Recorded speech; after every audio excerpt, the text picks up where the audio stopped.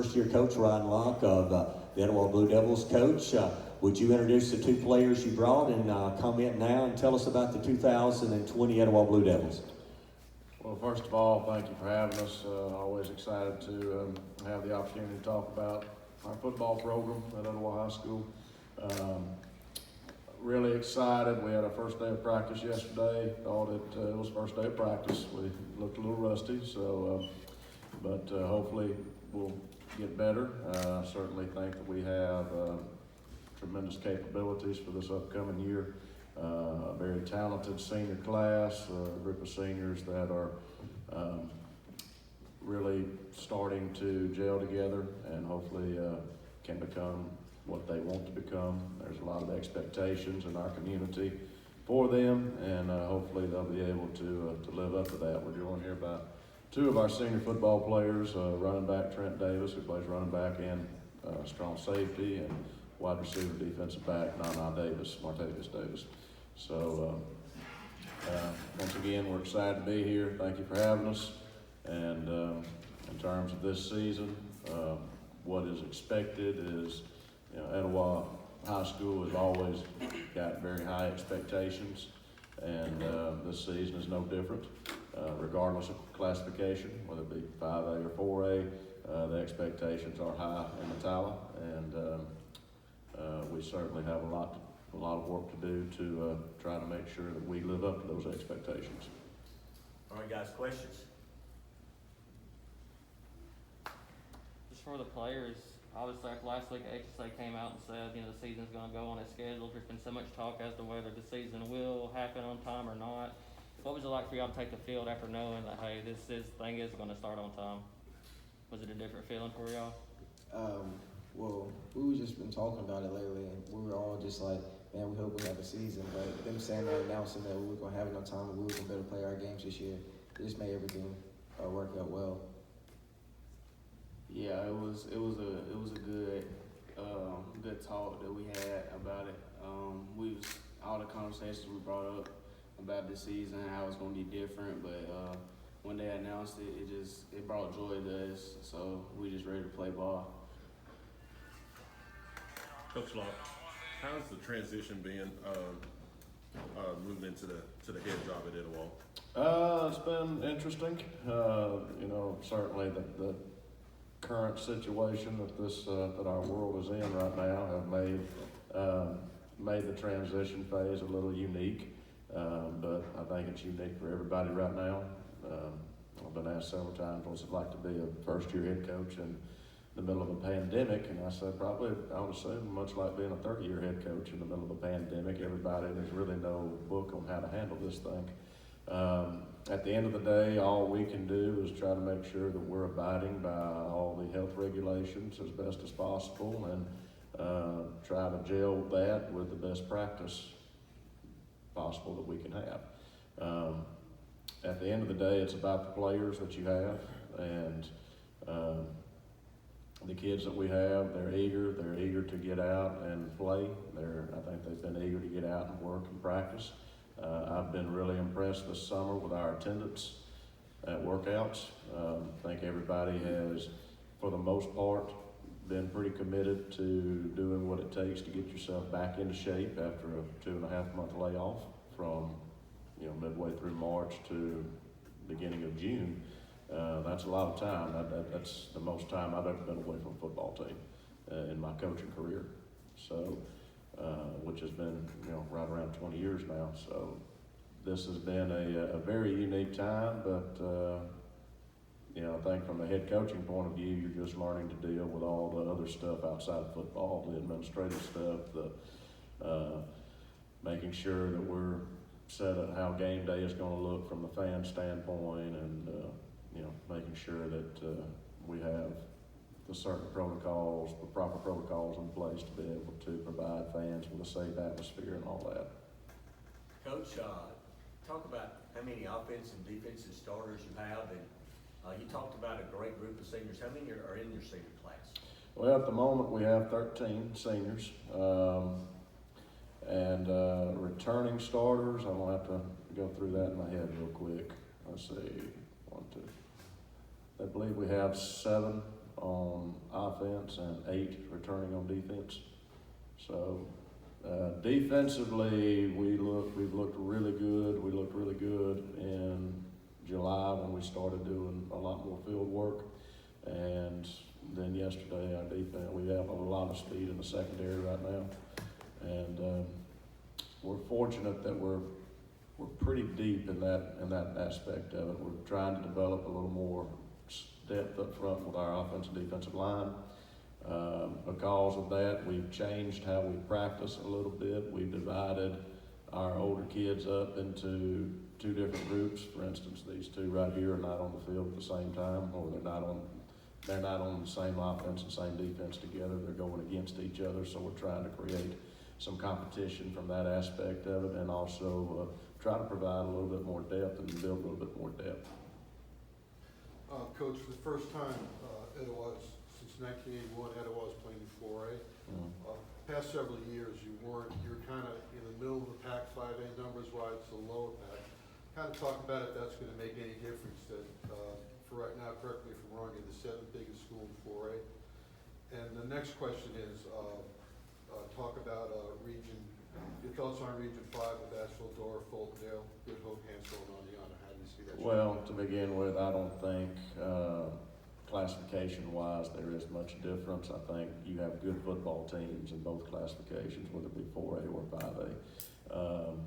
Certainly the region that we're going into has a lot of history with, our history. Oneonta has a lot of history. Dora has always fielded pretty good football teams.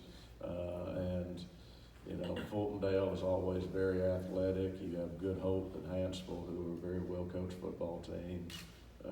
Asheville, Shay Monroe is a good friend of mine. He's taken over that program. I have a lot of respect for him, and I know he's going to do a good job down there.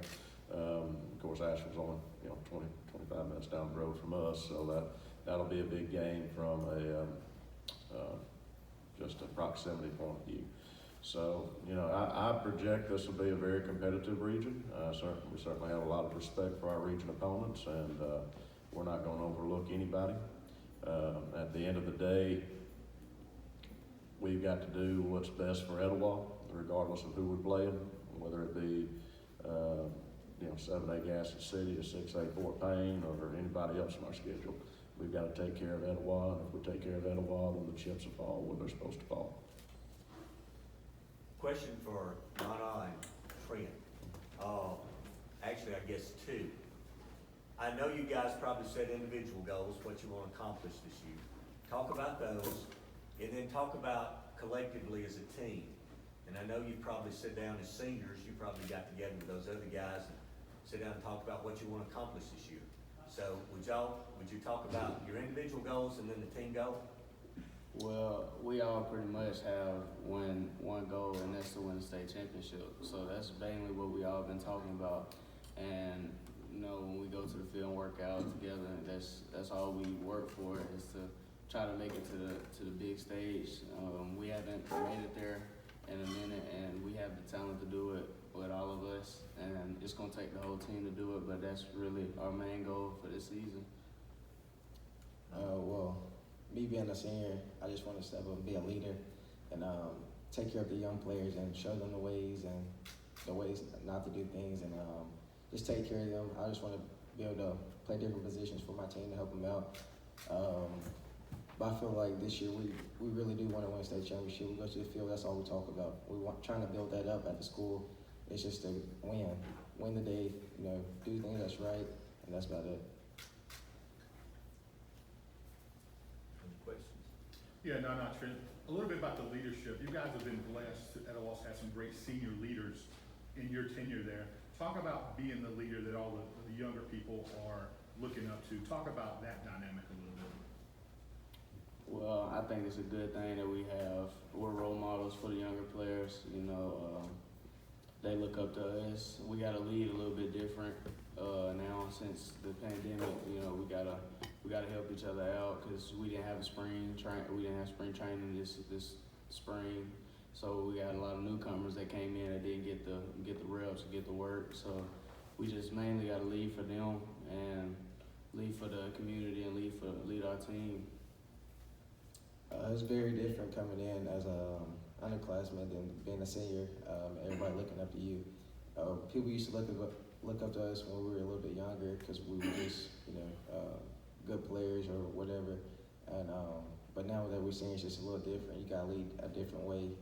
You gotta lead every day, every minute, every step, whatever.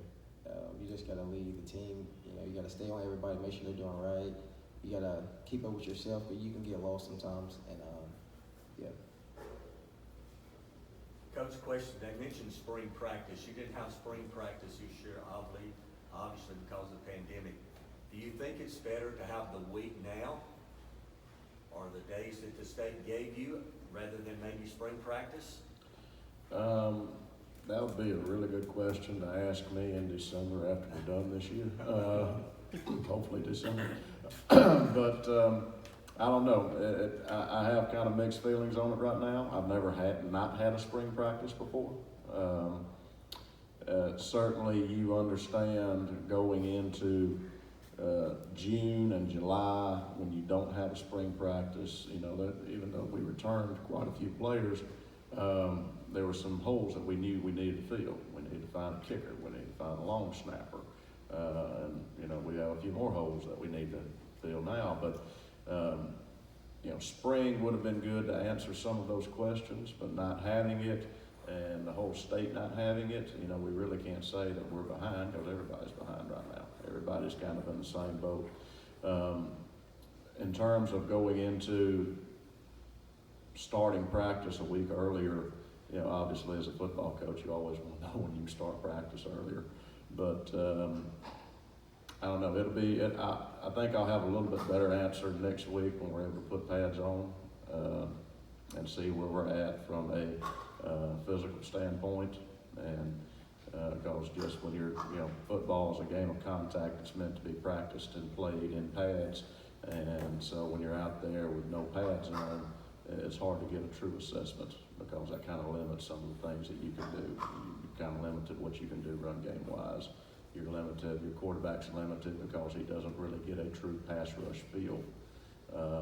And so it forces you to focus a lot on the passing game, which is fine, but at the same time, the run game is a big part of what we do, and when we're able to finally truly practice that the way it needs to be practiced, I'll have a little bit better feel for that. Coach, I personally think you guys has made a tremendous addition to the staff.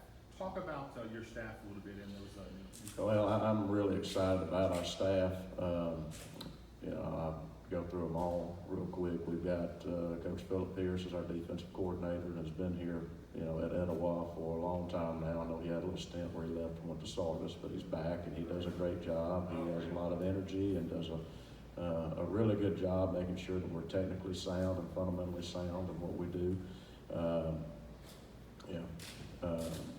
Kendrick Cook has moved. Last year he coached defensive line. He's now moved to the offensive line. He's taken on the assistant head coaching role and handles a lot of administrative tasks for me. And he does a great job. He brings a lot of experience on both sides of the football. Skylar Ray is our wide receivers coach. Of course, he's been there for a couple of years now. Was at one time the offensive coordinator and has a lot of experience on the offensive side of the ball and is doing a great job coaching our wide receivers. And Matthew Bone is our safeties coach. Last year he had the whole secondary. This year he's focusing in more on the safeties. And also he and Coach Randy Dupree, who's a newcomer to the staff, certainly not a newcomer to Etowah, a former Etowah player, has come back and is now coaching our cornerbacks, and also he and Coach Bone are co-coordinating our special teams force.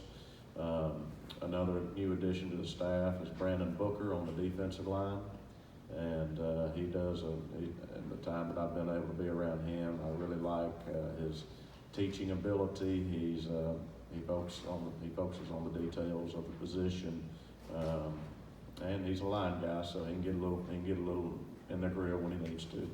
But I'm really excited about our staff. I'm really excited about our younger staff. I should say our younger staff because they're all experienced coaches. Our middle school staff, Coach Tommy Worthy, Coach Stevie West, they've done a great job. They've been very involved in our summer workouts this year. helping give us another set of eyes to work with the players. So I'm really excited about our coaching staff. I think it's an experienced coaching staff. We have a good mix of experience and youth, and across the board, we've got people who are really heavily focused on technology. We've got people who are heavily focused on the weight room, and you know, you need all of those other little things when you put a staff together. So we're very blessed that we have, in my opinion, a very quality staff at Etowah High School. Anybody else with a question? Last one for the players, guys. Favorite, offensive, defensive, or special team touchdown? I know you guys have done them all. Look at that grin. You got the best smile in football. What you mean, like our favorite? Yeah, you ready to touchdown? score offensive, defensive? Out of all three? Yeah. Mine come from offense. Might be defense. I like it. Coach just wants you to score. I just like scoring, period.